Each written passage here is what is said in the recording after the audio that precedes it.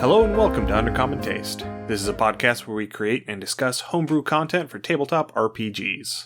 But first, there are 3 rules. 1, I can't kill anyone. Don't ask. 2, I can't make anyone fall in love with anyone else. And 3, I can't raise people from the dead. It's not pretty. I don't like doing it. I'm Ian Woodworth. I'm joined by my co-host James Daly, and today we are taking an irreverent spin on the holiday season. Yay, blasphemy! Yeah, I had a different idea for an episode, and it's one that we'll get to after the Gem Dragons episode. But we're recording on Good Friday, so we're recording a couple of days before Easter. This episode is going to be coming out the Wednesday after Easter. And so I had the great idea that we should talk about resurrection in TTRPGs. I love it. That's a great idea. That really is a solid idea, and I love it. Yeah, because there's always been a lot of conversation, particularly amongst DMs on the internet, you know, with YouTube Shorts and TikTok, and just generally Game Master advice around the topic of PC death in your games. Whether or not you actually will kill off characters, and how players will react to their characters dying. And I can't remember who it was, but there was somebody that I watched a video of theirs. This, had to have been like 3, 4, 5 years ago at this point, that just talked about there are so many things that you can do as a storyteller in a TTRPG to bring a character back from the dead that doesn't have to have anything to do with the resurrection spell. This is true, and regardless of what you want to do to bring those characters back, especially if your players are used to playing 5th edition and they're going into a different system, either an older edition or non-D&D, this is absolutely a Session Zero conversation, is how do you want to handle players' death? Or death permanent? Do you want to, not die and just blackout/whiteout? Do you want to go and have, maybe a magical reset point and respawn, quote-quote? There are a lot of different ways to handle this, but this is one of those things where it's a really, really good idea to have everyone on the same page, especially, you're 6 months into a campaign and your player's favorite character dies.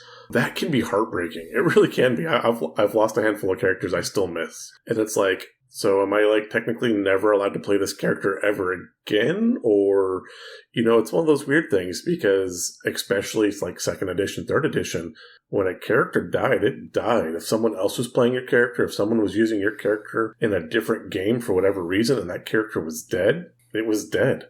Right, yeah. And that was something that, I understood the concept, but because I wasn't really playing at that time, I was always of the opinion that, what happens in one game doesn't necessarily have to happen in the next game. And I don't mean that as in game sessions. I mean that as in, this group, and then move to that group, and then move to that group. Yeah, I tend to hold with that as well. I think that is more correct. But again, I've known hardcore players that's how they run it. And it's okay. And if that's how you want to play it, then go ahead. Yeah. But again, I'm not going to stop you. Again, this is definitely one of those zero-session conversations that you should have with your party to kind of make sure everyone's on the same page. Because even if you do want to resurrect your character, there are ways to do it. And sometimes they get really, really wonky. Player death has long been a trope. Again, especially in older versions of D&D. Is it all of a sudden what is, like in Beer Fest, where... yeah. Oh, what's the character's name? I'm blanking on the character's name. Yeah, I Trash can't can remember or something either. like that. But the character dies and then turns around and he has a long lost twin with the same name, and they just call him Trash Can 2 or whatever his character name was, and winds up marrying the guy's wife and is dad to the kids and just plops him right in the thing so they could have a character death in the movie but no real consequence. Right. But some people want to do that, or, they'll go, and the joke is, yeah, I'm the twin, or, yeah, that was my dad, and they just, cross out the first name and write a second first name, or they'll just write Junior after. And, yeah. And if that's how you want the player to go, because your game is more story-driven, again, that works if everyone's on the same page. Right, and because... especially with people who started in 5th edition and started with the mentality of how 5th edition was presented. The way that 5th edition presents character death is far different than the vibe that is given off in 2nd and 3rd edition. Oh, absolutely. 5th edition, we've said before, the players they start as superheroes. They start as, above and beyond, and look at, how many times have they killed Wolverine and Superman? And, it's like, oh, look, and here's the alternate universe, and they're back. Or there's a bajillion clones. That very much is, a comic book feel. And 5th edition does have that comic book feel to it. It does.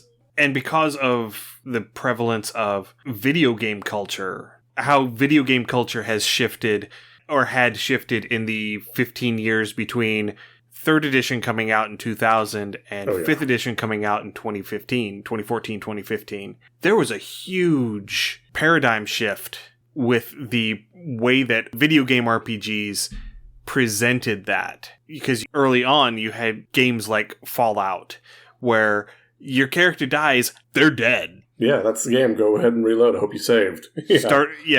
Hopefully you saved, because if you didn't, you're just going to have to start over with a new character. Whereas, as games go on, you end up having more of these, spawn points and automatic checkpoints.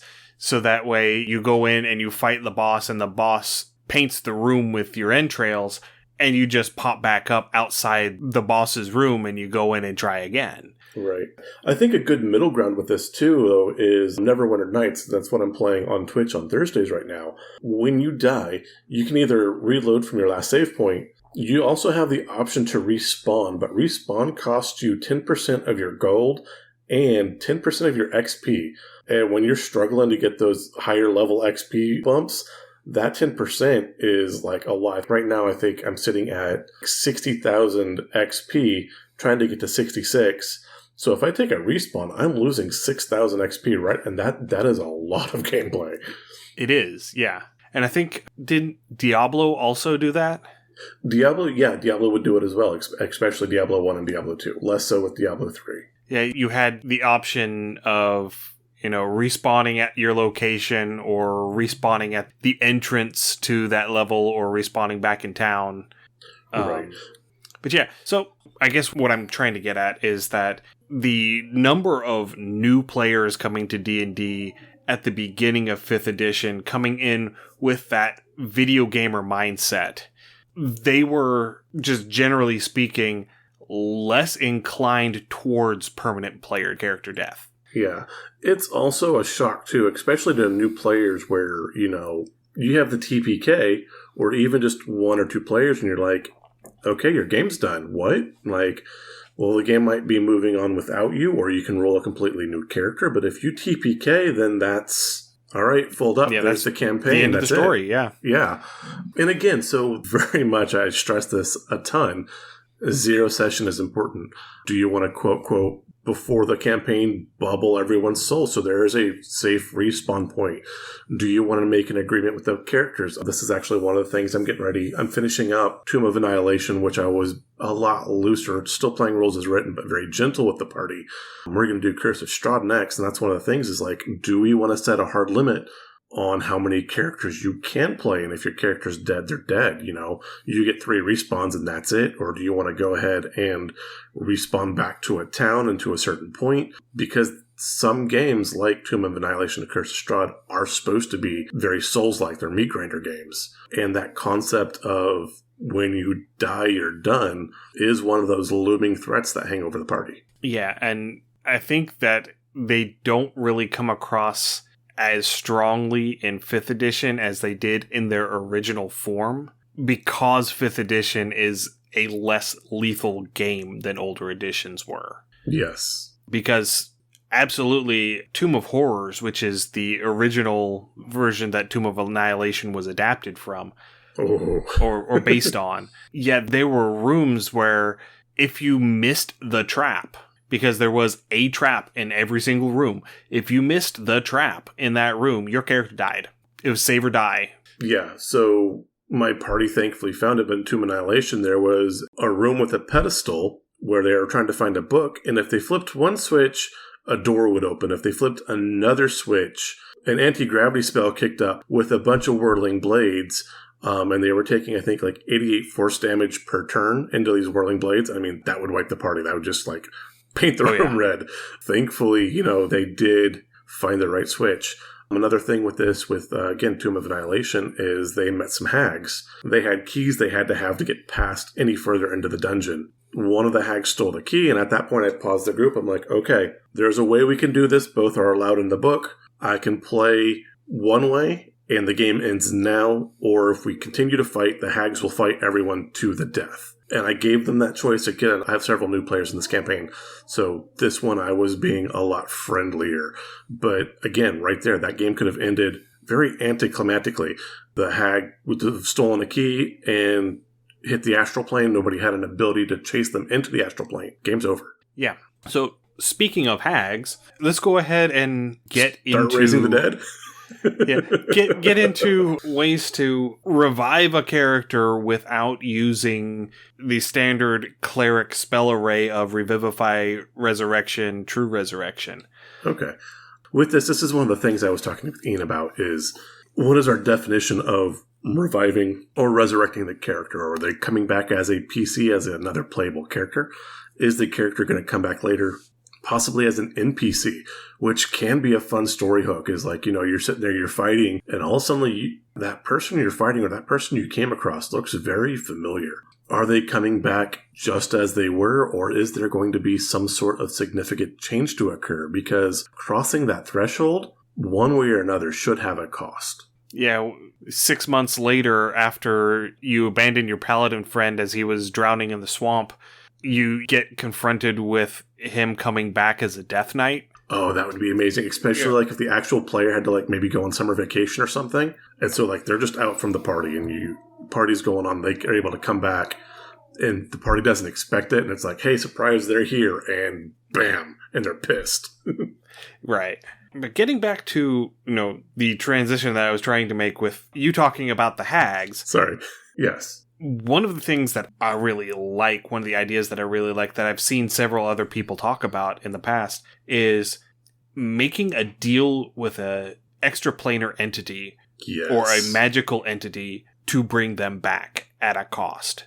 Now, this could be making a deal with a devil. This could be making a deal with an angel. This could be making a deal with a djinn or with an archfey or with a hag. I think making a deal with a hag is probably the one with the lowest barrier to entry, because hags are predominantly found on the material plane and they tend to be lower level enemies. And so it should be easier to find a hag than it would be to find a devil or a djinn or an angel. Possibly, yes. Now, also, the trick would be finding a hag that is willing to be found, and then later also willing to make a deal. So whether you come in and you find hags and you fight them, and if you spare them, they will offer you this boon, or they're willing to make, a deal for services or contracts. Speaking of services and contract, if you have a player that decides they want to multi-class, or a new player that wants to be a warlock, this is a great way to anchor them in. Oh yeah, this is absolutely the way that you tie them to a patron. They make the deal with the patron. The patron brings them back to life in return for service. Oh, I was even thinking the player makes the deal with the patron to bring the party member back. And so now that too, yeah. Both of them are bound. Not necessarily like you have the one warlock, but now the other one knows that such a price has been paid for them to come back. So those players are bound together too. And if their alignments just happen to not mesh necessarily, then so much story. I mean, we saw that to a certain extent in Critical Role Season 1 with Vax, whenever he multiclassed into a paladin of the Raven Queen. Whenever Vex died in the tomb, when they were looking for the Raven Queen armor, the vestige. I missed most of Season 1 of Critical Role, so unfortunately, yeah. My wife and I have been catching up on Legend of Vox Machina, so nice. It's a little bit fresher on my mind, but Vex goes to open up the tomb before Vax has a chance to... Or actually, I think Percy opens the tomb before Vax has a chance to check it for traps, and it's trapped. And when the trap goes off, Vex dies. Ooh. And so Vax ends up making a deal with the Raven Queen to bring her back. Oh, nice. So yeah, those extra planar deals, and again, depending on who you make that deal with, could have so many, and story building, so many options for story building. I really like this as an option. Yeah. And going back to talking about the hags, a hag will always be looking to make a bargain, looking to make Absolutely. a deal. And they will always be looking for a way to twist that deal, to word it in such a way that they will come out on top. Yes. And whenever you have a situation like this where the party has lost a member and they are looking for a way to bring them back from the dead, they aren't always thinking the clearest. No. And so it becomes much easier as the DM working through the hag to get them to agree to a deal that is substantially worse for the party than they would if they were coming into it with a clear head. I think building off this hag idea kind of branches to another idea that I had to start with as well, because again, we took the cleric spells, we rolled them up and tossed them out. Yeah, you can do those. No big deal. But also going back to like if a actual player has to leave for a time, and again, we're coming up on summer, people go on vacation, things happen, your player dies right before they go, you have necromancy spells, so you have things like animate dead, raise dead, and if you raise this player back as an NPC, maybe just initially, that way that player is there and the party has to do other things, possibly to bring the player's soul back or essence back into the body, but the body is living and functioning. This way the DM can play that muted character as an NPC while the player is out handling, whatever they're doing, whatever they're away. And hopefully when they come back, the party can resolve that question of essence. Right, because I don't think this is the case so much in 5th edition, but in 3rd edition, if your corpse was targeted with an animate dead, a necromancy spell that brought you back as an undead, you could not be resurrected. Yeah. Using standard resurrection magic. Yeah, I think you need a true resurrection. Yeah, you had to use true resurrection or wish. Or miracle, because 3rd edition had miracle as a cleric wish. Yeah, and wish is another great way to, unless you have the genie making the rules, wish is another good, solid way, but any DM I've ever talked to is right there doing the ultimate grammar Nazi thing, and if the comma's not in the right place, they're going to twist that wish in so many different directions. Oh, yes. And you should. Yeah, absolutely. You absolutely should, especially in this particular case. Yeah. There's something to be said for allowing the party to have their wish as intended as opposed to wish as worded. But this is one of those specific cases where I would say the wording is super important because you can do so many different narrative things that the party then has to figure out how to either work with or undo. Yeah. I'm thinking like if you had a party and the party's all, level 12, 13, 14, 15, they lose a party member and we wish our character came back full health just as they were, fine. You resurrect that party member, you restore them at level 1. I don't know that I would go that far. Okay. That's a bit much.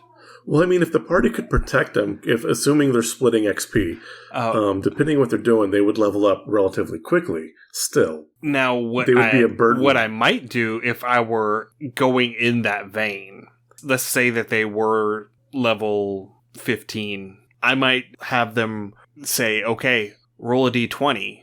Okay, and whatever the result is, that's what level they come back as. You can just hope they don't roll a natural 20. Maybe roll a d12. Yeah, it could be. You could do like 3d6. Yeah, that would work. But that totally also has the sci-fi, the Star Trek 3 Search for Spock, where they find Spock after the Genesis bomb. Spoilers for like a 40-year-old movie at this point. But, and Spock is Spock, but Spock has little to no memory of his past things. They come back to him eventually over time, but he kind of has to oh, this is being alive. This is who I am. And he kind of has to regrow through that. It's not just a poof, ding, pop him right back in place. Or I think the better way to do this, if you're going to cause this to be all off of a die roll, is say roll a d10 and the character rewinds that many days. Okay. So like if they roll a 6, whenever they come back, they think it's 6 days before when it was. And so they have no memory of the things that happened over the last 6 days. That could be really fun. That would be something that would be very difficult to role play. You would have to trust the player to be able to role play that. Yeah, that would require good role play. And again, spoilers for the original FMA. But towards the end of the original FMA, that was actually and by one of the FMA, we mean Full Metal Alchemist. Full Metal Alchemist, yeah, sorry. The end of the original Full Metal Alchemist, that was one of the things I really enjoyed and made me really love the series was the end of it, because the whole thing, they talk about equivalent exchange. Eventually, Al becomes a Philosopher's Stone and he is consumed in a spell. Edward's able to bring him back, but in bringing him back and restoring their bodies, what he gives up is all memory of everything they had done in the series.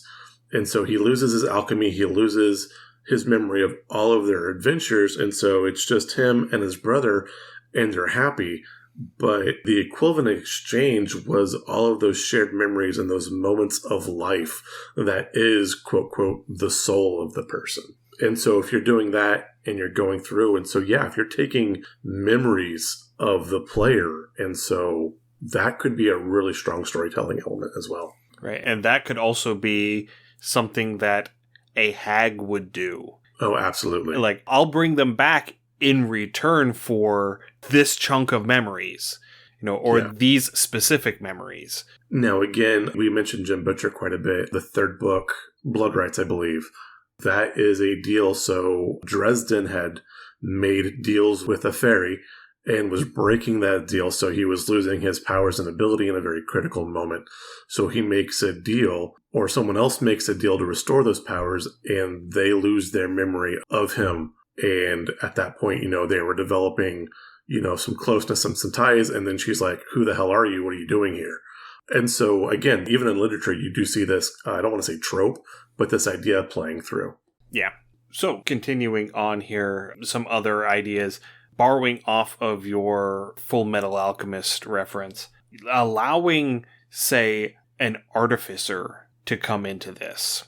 Okay. And they're using alchemy or their artificer talents to bring somebody back. So you get sort of almost like a Frankenstein's monster kind of thing where you're piecing them back together using disparate functional parts. It's not necromancy, it's science. Yeah, I love this idea, and this works for a lot more of our system neutral tech games, because now you can work in either Magitech or cybernetics, and you're putting these parts in, and maybe the parts conflict, maybe they don't, but you can do stuff like this with Monster of the Week, or a Doctor Who type theme, Cyberpunk or Red. Cyberpunk, exactly, yeah.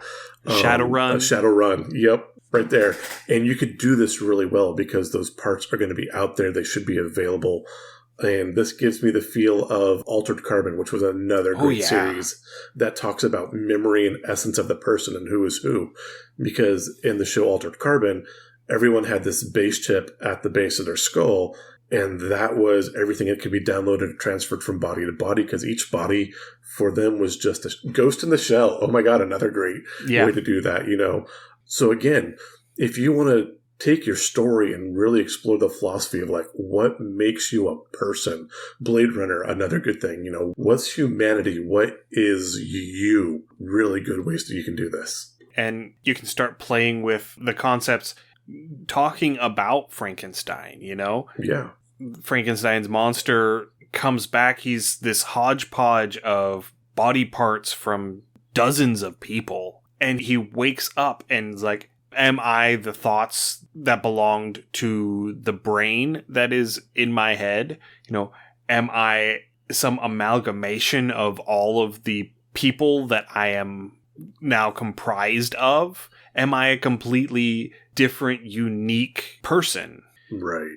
Yeah, I love Frankenstein. Going through and looking at something more, again, like Shadowrun or Cyberpunk, looking at the original RoboCop. Oh, yeah. So, yeah, you go through and you get all these parts either cheap or you have them, you assemble them, and now there's some sort of like proprietary information put in. And so it ultimately like blocks certain actions or certain abilities because these companies have put proprietary safeguards that you can't go against the company, which also would be great in Verdigris as well. I could totally see the company doing that if they had artificers. But yeah, you couldn't go against the company. And so no matter what you wanted to do, there was a physical block that wouldn't allow you to do it. Yeah, I think, wasn't that one of the story, hook things in Prototype, in the video game Prototype? I never played Prototype. Could have been. So I only know this from YouTube videos because I also haven't played Prototype. But there is a point in the game where basically your point of view character, you've been suffering from various like glitches in the operating system that is running your cybernetics, right? And so there's a point, I think it's about half to 2/3 of the way through the game, where you can opt to install an update that fixes the glitches. And it makes the last portions of the game run very much smoother until you get to the final boss. And if you installed the update, he turns off your cybernetics. Oh, damn. Nice. So you have to... That makes me want to play Deus Ex again. Yeah, so you have to you have to fight the last boss without any of your cybernetics. Whereas if you didn't take the update and you just fought through the glitches, you would still have access to all of that in the final boss fight. Hey everybody, Ian here. I'm pretty sure I got the wrong game in this example. Whenever I went and looked it up just to try and confirm what I was saying, I don't think that the game was Prototype. I think it was the second Deus Ex game. Deus Ex Mankind Divided. Of course, now I can't find the video that told me this. It would be like a 5 or 6 year old video at this point, so it's going to be next to impossible for me to find it, but I'm pretty sure that I'm remembering correctly and that it is actually Deus Ex Mankind Divided and not Prototype. But if you know, leave a comment and let us know, because I need to know. Oh, I like that. I like that a lot. Another thing is if you have these cybernetics you're running in, or even if you're using some sort of magic, you could either run magic interference or you could hack the system. And now you could take temporary control of the player for however many turns or sessions as needed. And again, that is the cost of doing business, of coming back from the dead. All kinds of story stuff, party stuff you could do. Having the party try to figure out like what the exact part is that's been compromised and trying to replace it. Right. And, going into more of a D&D specific one, but this can be extrapolated out for system agnostic. If you're bringing an artificer into this, turning the character into a warforged. Yeah. Basically you're putting their consciousness into an inorganic shell. Yes. In our home game that I'm running, that James is in, you guys just met somebody who has had this happen. You haven't had a whole lot of time to talk to them about it, but they are a gnome's consciousness that has been put into this warforged shell. That's Nigel, correct?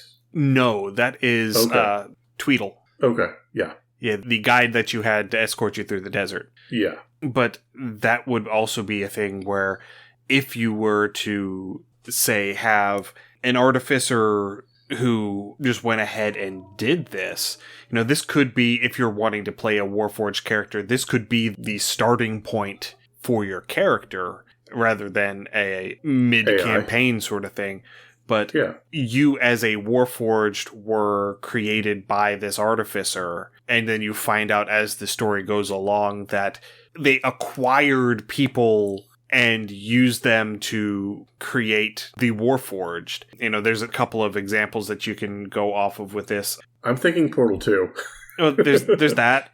There's the Cybermen from Yes. Doctor Who. Doctor Who, yeah, absolutely. And also, I've recently been playing Fallout 4 a little bit more again. And Okay. I just finished playing back through the Automatron DLC, where they go into some of the lore behind the RoboBrain Okay. robots and the ethical nonchalance that Robco went through in acquiring brains and how they integrated brains into the hardware for the RoboBrain robots.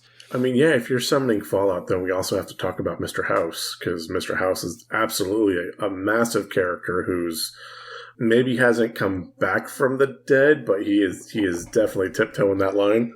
Yeah, he is as lich as you can be without actually physically dying first. Right. Yes. Lichdom, something you and I hadn't talked about. Yeah, if you have a phylactery, absolutely Lichdom's a way to come back from the dead. Or if you wanted to play into that idea of a lich making a person their phylactery. Oh, yes. Because we had mentioned that, I think it was when we had Jack on, talking about potentially the lich decides to make a bloodline their phylactery. Oh, yeah. And so in order to kill the lich once and for all, you have to commit genocide against this entire bloodline and it completely eradicate this entire bloodline that this lich has been carefully maintaining for centuries, because they know that they have to not only just have this bloodline survive, they have to have them proliferate. Yes. Because the more descendants of this bloodline there are, the more phylacteries he has, and the less likely he is to be exterminated. And that's an amazing idea. And then the moral quandary of, can we really murder dozens, if not hundreds or thousands of individuals for the sake of destroying this one lich? And I like this too, because right now we've been focused on resurrecting or bringing back PC characters. But what if we bring back the BBEG, you know? Right. And it would not be too far-fetched to say this individual as a living phylactery, if they have a non-natural death. So a death by any means other than old age. Perhaps the magic in their bloodline that makes them a phylactery will cause them to reanimate. Will cause them to come back to life. Oh, I like that, yeah. Will basically trigger as a phylactery for them. Oh, what if that was the deal your player characters made? I don't know if I'd want that for a player character. Though, again, if you're playing a very squishy, gentle, maybe that is the deal. And that, you know, towards the end is the question that your party has to make is, you know, do they want to give this up and deal with mortality?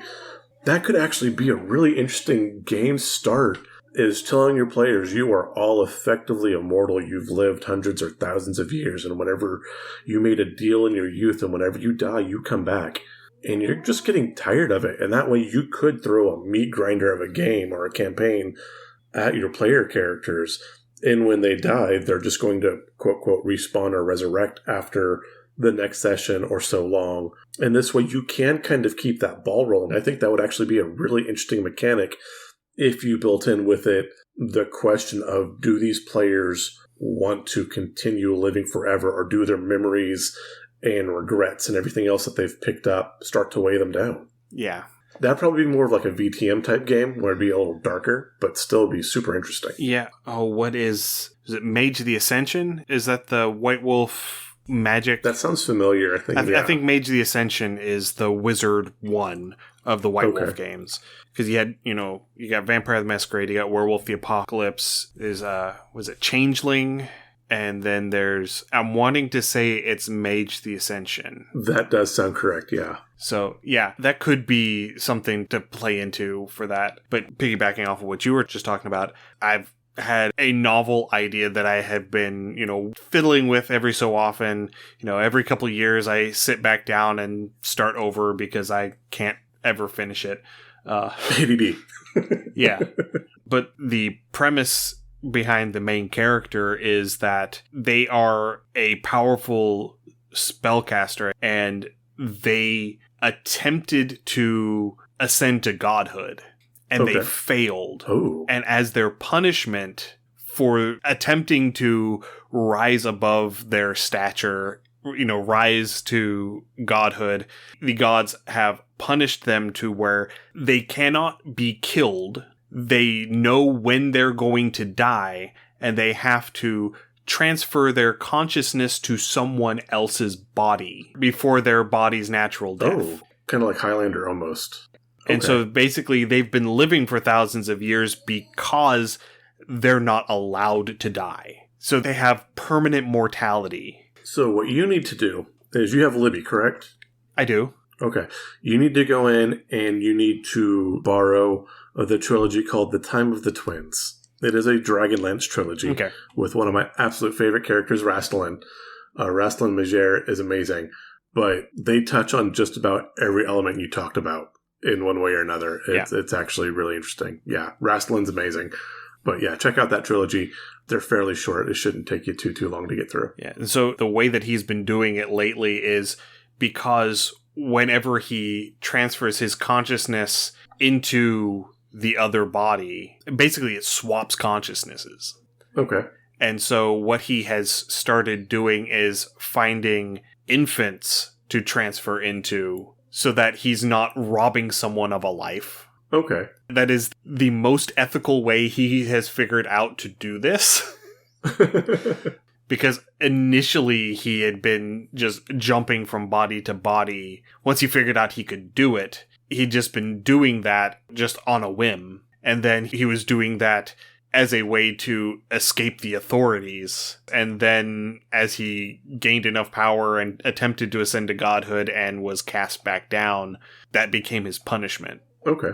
I think, too, another way to do the resurrected or returned character is non-corporeal. So bring them back as a ghost. I know in 3rd edition there were spirit/ghost templates for player characters that we could probably... Oh, there was a whole book. Yeah. Ghost Walk was a whole book about how to play a campaign when the characters have died. Yeah. I'm thinking like if you did a Kids on Bikes, you could have a character that died, which would be super traumatic for Kids on Bikes, but then maybe they're carrying like one of those like ghost box where like they're trying to tune in between static channels to get communications from the player. And so the player can still talk and interact and maybe be able to do some sort of psychic or ethereal damage in that way. But they have to be carried because the only way they can communicate would be through this ghost box with the other characters. I have an idea for that. Okay. So you don't have one of the players at the table doing that. You have another person who's like on Discord or something. Oh, yes. Someplace else. And they're just FaceTiming in. And yeah, and they are playing a ghost in like a haunted house. Like that would be perfect a child for old gods, ghost too. Yes. And so let's say you set up a webcam so that they are watching and they're listening to everything, but they can only communicate via text with the storyteller. Okay. And so the storyteller is acting as a medium, basically, for how this ghost character is interacting with the rest of the party. I like that. Or like if the characters could do like a seance or speak with dead, then, they could ask a direct question and have that player give a direct answer to that person. No, I love that. That'd be so fun to do. And if they were able to, say, find one of those emergency radios or something like that, then the storyteller could unmute them in Discord and then they could talk directly to... Yes. Bay 12 would be another great system. Or is it Bay 12 or Lost Bay? Lost Bay. Lost Bay, yeah. Yeah, would be another really good system to do this with. Yeah, absolutely. Oh, that would be fun. Yeah, I totally want to do this around Halloween time. That'd be a great game. That would be fun. That'd actually be a fun thing to do for the library, too. Yeah, it could be.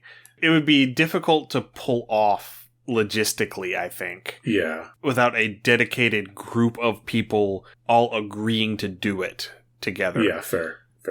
Just as an example, if we were to, with our D&D group, if we were to get together and we would be the party, and then we had like Emily Discord in as the ghost entity. As the ghost. Yeah. Yeah, no, I like that. Playing from Minnesota. Mim the ghost. Yeah, Mim the ghost. Yeah, that would be a great way to go about really doing that sort of thing.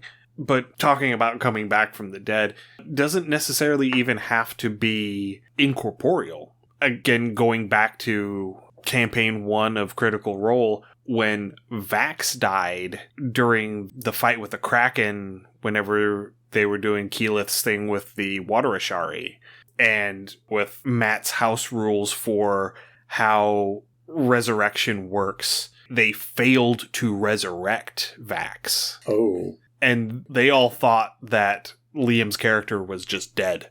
Okay. But because he was a paladin of the Raven Queen brought him back as a revenant. Okay. And so he became this almost undead sort of character. The template that they use that is playable in 5e is the Reborn, and I think that is in Van Richten's Guide to Ravenloft. Okay. But as somebody who is not quite alive and not quite dead, but sort of on that twilight area in between. That makes sense. And again, if you go back to the original, like the folklore version of the Revenant, that's where a lot of your vampire/lycanthrope myth come from as well. Yeah. And we discussed that when we talked about our vampire lycanthropes. It was last year, actually, at this point. Mm-hmm. But yeah, that is absolutely a way to bring back a player from dead. A mummy would actually be another really interesting way to do that as well. And right now we're hitting all of the Universal Studio monsters. Yeah, but a mummy, a vampire, a lycanthrope. Well, lycanthrope not so much because they're not dead. Dead, yeah. But a playable mummy would be a lot of fun, though. Oh, that could be, yeah. The Crit Show, which is a Monster of the Week podcast, one of the prominent NPCs that started off as an enemy and then ended up becoming sort of a somewhat of an ally adjacent NPC. She is a mummy. Okay. I'm showing my age here now, but I'm going to show my age, but I'm thinking Tales of the Crypt. And so the Crypt Keeper was absolutely a resurrected bard. Yeah, I mean, Beetlejuice. Beetlejuice. Oh, well done. Yeah, Beetlejuice would have been great, too. Yeah, if we're on that same sort of vibe, Beetlejuice brings in the... Beetlejuice and Jesus, just right there next to each other. Beetlejuice brings in the powerful patron that can bring you back for a boon. Yeah. They bring coming back as a ghost. You bring in coming back as not quite dead and not quite alive. There are so many subtle directions that you could go with Beetlejuice to bring back somebody. I love that. A Beetlejuice campaign would be kind of fun. Again, that would make a great Monster of the Week. You could probably do an Old Gods Appalachia Beetlejuice-esque.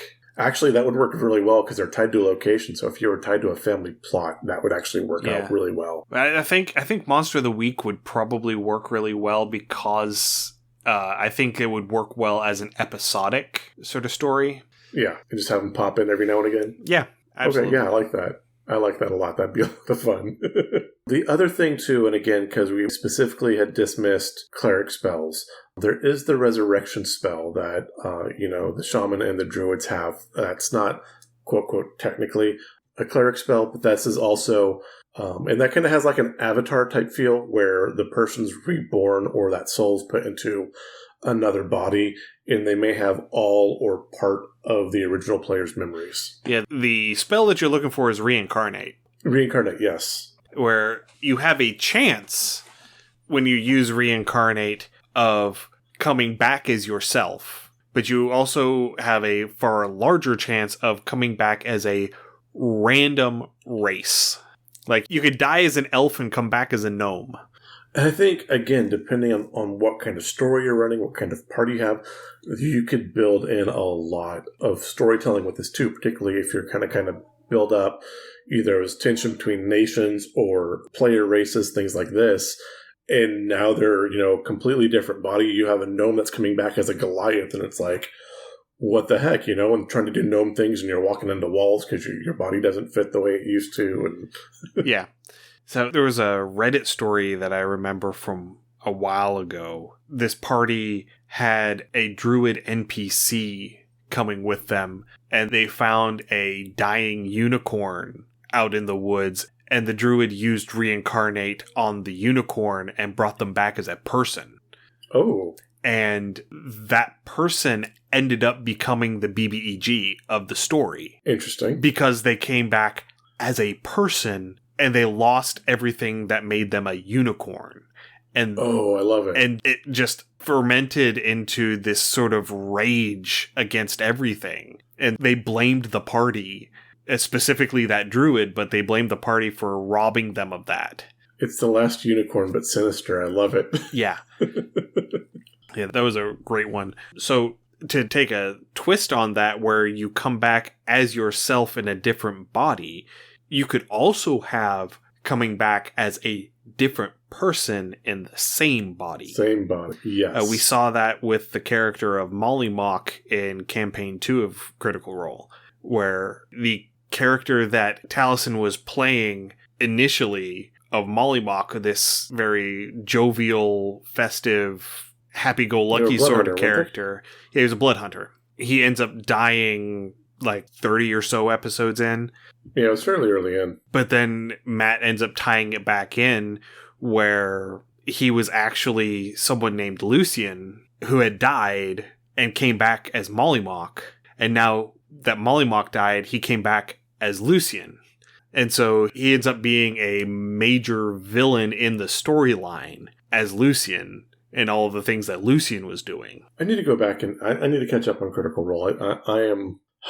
That might be something I listen to as I sleep and just kind of have it as night noise because, again, 4-hour episodes are a lot. But those are some good stories. And there is a book, a novel of the story from Lucian's perspective. Ooh. That I have listened to the audiobook of it, and it is phenomenal. Oh, excellent. Yeah. Who was the author? I can't recall off the top of my head. It's in my Audible library. Okay. I'll send you that information after we're done recording. Okay, yeah. Yeah, that's the other sort of thing is, I've seen it done a couple of other times. I can't remember off the top of my head. I think Maker's Misfits. It was a Pathfinder actual play podcast, and one of the player characters is playing a sorcerer who they died, and then the next turn they popped back up as a different person. Okay. In the body, and then when that person died, they swapped back. But that would be one of those things where when the veil thins, you don't know what you're going to get coming back out. I get that. That kind of reminds me of the comic book and then the animated series Spawn. Mm-hmm. And, in the comics and in the story, Al Simmons was a person of color. And he was killed through some nefarious government contracts because he was working special ops or whatever.